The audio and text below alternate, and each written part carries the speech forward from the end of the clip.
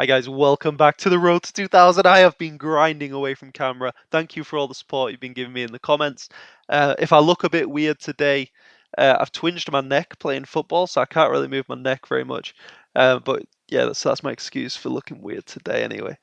So, first game, let's get into it. We got a Caro-Kann, and I come out pinning the knight to start with, and just complete the beautiful solid triangle setup of the Caro. And we're going to try chip away at the centre as normal.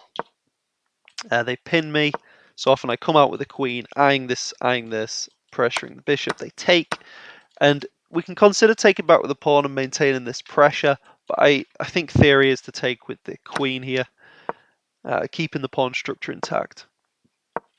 So they kick me, and it's always quicker in chess to like taking for tempo, right? Is a thing. So you should always consider taking. And here it just seemed like a very boring position. There's no tactics here, right? Wrong. Take, they have to wreck their structure, or if queen takes, find the move, guys. Now, it's quite a hard one to find, but maybe in this position, if you're a Sicilian or Caro-Kann player, you'll be aware of chipping away at the center like that is a common theme. And in this case, the queen just hits that bishop on the back, so white cannot recapture. So there we just win a pawn. I didn't see that though, guys. I just went back with the bishop, and they expand. Now already they're castling into already an overextended king side, and it's like, well, that screams h5, start an attack. Say if we castle here, castle long, it's going to take them forever to chip away at our king, whereas we're already going to break, like, just in one move. We're going to break open their king and try to open the rook, and it's going to be pretty. So I'd go for that plan, castle in long, takes, I develop, and they hit my bishop, admittedly, so they get that with tempo on me, and then hitting my queen, I come back. They sort of this weird alignment issue, but it should be all right. And actually, the bishop's not defended, so maybe this pawn is pinned and I can take the bishop if ever this. But I try to chip away at that pawn and they lodge in. Now, this is something I'm trying to drill in my own head as I'm trying to improve myself. But I keep doing this sort of thing even though they can lodge it in. And you should only do this if they can't push. Because the push move defies everything I'm trying to do. Opening up the rook, etc. So yeah, this is quite a strong response. And I try fully break it open, given that if takes I win the bishop. I totally missed here though, I know you see it, guys. Yeah, I just hung a fork. Luckily my opponent doesn't play that. Instead brings the rook, and I defend the weak pawn. It's still bad though, I'm still losing this pawn, because after takes, there's just too much pressure on the backwards pawn. But here I wasn't so concerned that I'd lost a pawn, honestly. Given that it's an opposite side castling position, the kings are wide open and someone's going to get mated. It's probably not going to come down to pawns in the end game. So I bring a rook opposite their king. I mean, yeah, pretty logical move. Going to have all sorts of revealed attacks here, winning pieces. So they step out of the alignment issue with the king. I still add some pressure to some stuff here. They retreat the knight, but now I'm pressuring this pawn. So if I remove the knight, I can then just, because obviously the knight was hitting my queen there. So I've got to remove it, giving away my bishop, but then winning this pawn. And now their king is starting to look very open, you know, even rook coming in. Starting to look very good for me. So they try and get their pieces out, pressuring this. I'm not sure if I'm that concerned about the knight. Probably got some big attack. And I go for this move thinking, because I calculated that they're going to have to, if they go back, they're running into an alignment issue and I should win. And if they go back here, I just thought I should be all right. But the thing I had to calculate is, can they win my piece? So king takes, and I saw that I had This move, double check. Rook cuts the king off. If here, mate. And if here, mate. So they can't take the bishop. So I jump in with the knight. They step into this alignment issue, and I think that's just a little bit too much pressure now. I should have some lovely move with the knight. Maybe this. And the only square the king has is, what, this? If they're mate on the same square. And if king back, you see it, guys. King back. You see the royal fork? That's how we end game number 1, with a juicy royal fork. But it actually no, it doesn't end there, because they go king in the corner and spot the move. One of the sexiest mates you will ever see. The bishop knight coordination. So that's game number 1, guys. All right, so we're cruising up. Maybe I dip to like back to 1900 again, and I'm cruising up to like the 1920s here. So e4. This is a weird opening where they're pushing in on your knight, and it's a bit uncomfortable. You don't want to go back, so I go into the center, and the knight's hits. I come back. Best move here, by the way. Spot this alignment issue, and the best move becomes more clear. So this, targeting the fork. So I don't find that though at the time. I find this, and then I start to go for this issue here. So they defend, but I've got this in between move, hitting the queen, connecting my knight, pressuring this pawn as well, and then just taking to damage the structure. Honestly, they've got these isolated pawns. This isn't the strongest pawn here. Yeah, so I should have some good positional chances, and I've got some nice active knights here. Honestly, so I just castle, and then thematic when your opponent's king and queen are in the center, especially when they're lined up like this. You've got to try open up the center and bring a rook once my back rank is coordinated like it is. So I'm trying to open it up. If takes, I win the queen. And then here I'm winning a pawn anyway because the bishop did defend the pawn. So they line up. So I'm attacking the queen. They come out. And I line up with their king here. Now, they step off the alignment issue. And then that gives me... Do you spot on another alignment issue, guys? Spot the move. Bishop out. Pinning it all up. But they have a really cool counter... Like, trying to hold on here. They have a really cool counter move, which is just... If I take, they take my queen. But I've got the in-between move. Knight here, hitting their queen. Which I thought was quite a nice find, because they can't stay on this G file and maintain the pin, because it's the only square. So they've got to leave that file, and I'm winning the exchange here.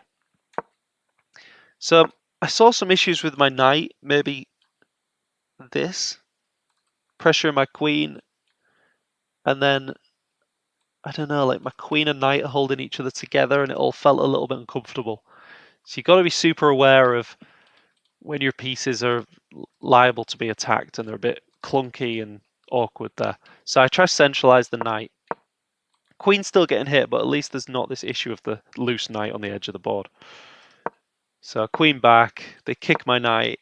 I come back to a nice safe square. I'm up material here, guys, so the plan is to de-risk if I can. And I think that one of their strongest pieces in the long run is this bishop defending the king, pressuring my king. So if I can get that off the board, that would be lovely. They come back, trying to maintain the bishop on the board. I take, and in order to win this pawn, and now I'd be threatening mate if the bishop wasn't there. So again, I want to get rid of this bishop.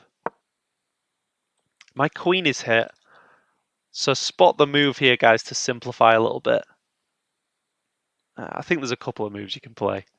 You can go for the initial check, but they just move. And I thought maybe the king's better on this square, actually. So I go for this forking. And if they take, I take. We've got rid of their best piece. And if... I mean, they can't do this because they're in check. So they're actually forced to take is the only move. And rook over. Knight jumping in, trying to trade more pieces, but also, I mean, we're just coming in to attack this square. They find a nice little tactic here. Takes with check in order to win the knight back. So they gobbled a little pawn there. But honestly, I sensed, again, talking about clunky pieces, like, I didn't hard calculate all this out. I've just, through playing enough chess, you get a good feeling of when something's not right. And this position screams of that. The rook's undefended, the knight's pinned, and the queen is like on my side of the board, liable to be targeted. So I start pestering the queen. Always best to try target the highest value piece. And they move off, but now the rook's coming in. And spot the final winning move, guys. Give you a couple of seconds. Again, playing on this alignment. Rook out. And there we go. Pinning, sorry, not pinning, forking two pieces there. And on to the final game, guys. The game that got me to my new all-time highs, 1942. We are cruising towards 2000. Okay, so another Caro-Kann. And just solid position. Okay, so we've got this pin, got to think about. And I'll just come out with the queen again. Same idea as before. Just pressuring some stuff. So they develop their queen. I slide back because there's no pressure here. There's no pin anymore. And I thought maybe they're going to have some pressure on this square. If ever I castle, they can remove the knight. And then I saw maybe knight jumps in, trying to mate me on this square. So I thought I'd just take the queen off this nice diagonal here. And now, I've got some pressure here. If I could ever trade this knight. So, I mean, pinning the knight looks really appetizing. Takes and then takes as an idea. But they can always go in between move check in those lines. So the best thing to do is get the king off the alignment issue and then start playing for little ideas like that. So they take, I think, maybe recognizing some of those ideas, and I take towards the center. Knight iron this pawn and iron this as well. So knight currently defends, but they've got to remove the defender tactic. Jumping in. But I go for this, and now I normally don't grab this like poison pawn, it's often called. But normally you can grab it if you've got some support with the bishop. So if rook over, we just take, and we're offering a queen trade, and there's no more tricks with the rooks. So they grab a pawn. My bishop's hanging here, so I come up, iron their king, and sort of defending these squares. Now this is like I really invited this move. Now this might a lot of people, even this 1900 here, thought this was good to damage my structure, but I thought this was great for me, honestly. There's no attack. Your queen can't come in. Or can't do anything. Your knights are on the wrong side of the board. Your king's here. 2 moves. Rook over. And who's the one attacking who, eh? So they defend this square with the rook. And there's this loose piece here, so I feel like even just queen back. And this knight is just completely offside. So again, not hard calculating everything, just trusting that feeling, guys, that this piece is just wrong. So I go for the move rook over, eyeing both knights. Knight trying to counterattack it, my queen, and I thought this was a lovely move. Just pressuring both pieces, stopping any knights jumping anywhere, really. So they come in trying to counterattack. Now, which knight do we take, guys? This is a little exercise. I'll give you a couple of seconds to decide which knight you would take in this position. Are we worried about this? Probably not. So the knight you take is this one, recognizing that the other knight is still trapped. Whereas if you take this, they can get the other knight out of danger. So yeah, take that one and then gobble this knight. And now they come out with this pawn. If takes, there's a fork. So I come back, And this is looking a little bit scary, guys, because even though I'm up 2 pieces, all my pieces are on the wrong side of the board. Like, they're not really defending my king, so it's a little bit scary. So I try get some dark square coverage with the bishop. They kick my bishop. I take here, stepping into a pin, but I thought the rook still covers the bishop, right? So I can play something like that and cover the bishop. They give a check. I step aside, but then they lodge this pawn in, and they're trying to mate me on this square. But the bishop always covers. So I don't. I sacked my bishop here. Now, I think I was mainly worried about check here, check, and it's a perpetual. And being up 2 pieces, I didn't want to get perpetual. But actually, I always had bishop back at some point. But then I'd hang my queen. I don't know, guys. You don't have to sack your piece here. There are better moves. Let me know in the comments if you got any ideas. But I just thought this was really tricky with all these checks. So I just sacked the piece, got rid of this nasty pawn, and I'm still up 4 points of material here. Now just trying to swing the queen round and defend the king. Just a solid move, covering the king up, offering a trade of rooks. Now offering a trade of queens. My opponent here, you shouldn't trade queens when you're down a piece. He thinks that he's maybe got some pressure with this pawn, but I should be all right. I could even play that to give my king some breathing room. Rook up, and the game ends when I just play on the alignment issue again, guys. So that is the Rhodes 2000. We're currently at 1942. Hope you enjoyed. Like and subscribe. Join me on my journey. See you next time. Cheers.